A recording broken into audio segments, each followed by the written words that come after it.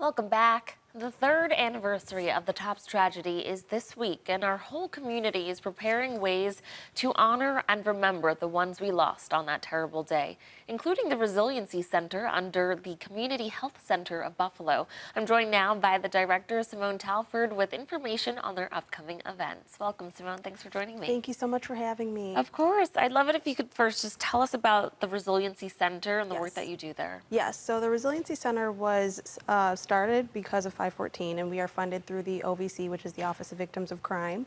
And so our grant is a mental health grant that provides services to those directly impacted in the community, and also offers opportunities for community at large to receive some of these services and programming. And so our programming is really based off of traditional, holistic, psychoeducational, and alternative therapies that we're able to do that are culturally specific. Yeah. Because, sometimes it's just maybe people don't want to sit and talk to someone every single day, so we'll offer different programming like hand crocheting, things like that. Oh, nice. Yes. Okay. And are your services free? Is there a cost? Yes. Nope. Everything is free of charge. We're not insurance based, so everything is covered through our grant. Obviously, we are going to be remembering those we lost Yes. tomorrow. Let's talk about the events that you have planned throughout the rest of today Yes. and tomorrow. Yes, so later this evening, we actually have a candlelight service that we're hosting at Elam Christian Fellowship, and that is for the community at large. We will have, some of our family members and survivors attending as well.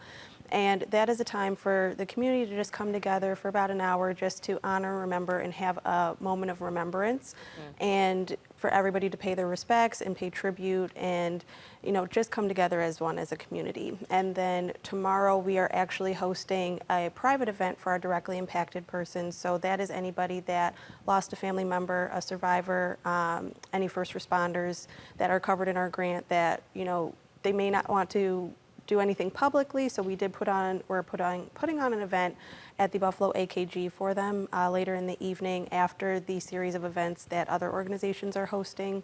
So we will be participating and attending the Meriwether Libraries event in the morning, and then ECMC is hosting a memorial walk at noon tomorrow, and then TOPS is having a wreath-laying ceremony at 2:00 p.m. So a series of events, so a long, heavy day, but everything is uplifting and light, and I think that is a good theme for the event for tomorrow. Yeah, I do too. And I do appreciate the private event for those directly impacted, because there's a lot of emotions throughout the Yes. day, and it is probably best for them to have at least one part Yes. where they're just with people that understand what they Yes. went through Absolutely. directly.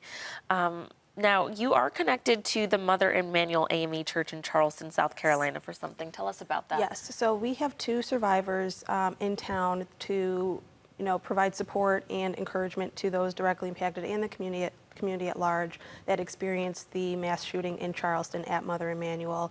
They are actually coming up on their 10-year anniversary, so they are providing an outlook of what it is like 10 years after. And, we had a meeting last night for our leadership team, and they spoke and they said they have their tough days, they have their good days, it gets easier, but they have the days where it's like, it feels like it just happened yesterday for them. And they're here to provide, support and let our directly impacted know, you're not alone, we understand, and we're here to help and provide any guidance because, even though as a community we all are hurting, but it's a different type of hurt for our directly impacted. And, we have, from their perspective, they saw the loss, they lost loved ones in that, as well as survived the shooting as well. So getting that perspective from them, we're just grateful that they came up for us. Yeah, absolutely. Yes. What you have to offer at the Resiliency Center is really special and intentional. Yes. For a specific part of their community that for a long time didn't necessarily seem open to Yes. getting help for mental health and resources and talking about it. So Yes. how do you continue to create a space where you entice people to be open to it and take what you have to offer? By easing into it. We don't force, we don't pry, and we've been very intentional about how we communicate and, not doing too much and not pushing too hard, making sure that we're getting our information out as much as we can, but not overloading. Sometimes people may feel like, okay, this is a little too much, take a step back, and just being able to let them know we're here when you need us, however you need us, and just letting them know that spiritually, holistically, however they're needed, we can assist with any of those services. How often do you have events? Obviously, you have a lot planned considering what's happening this week, but how often do you have events throughout the year? Yes, so right now we typically have events weekly and monthly. So we have an 8-week program that we're going to be starting up. That'll be a rotating program for anybody that wants to participate in coming in June.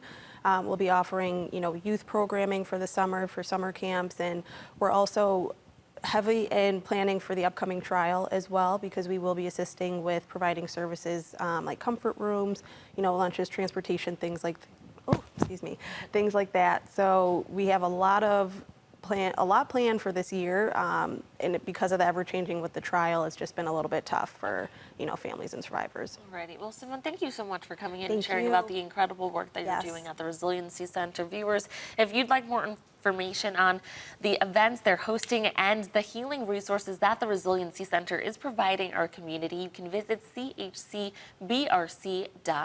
Thanks again for coming in. Thank you so much.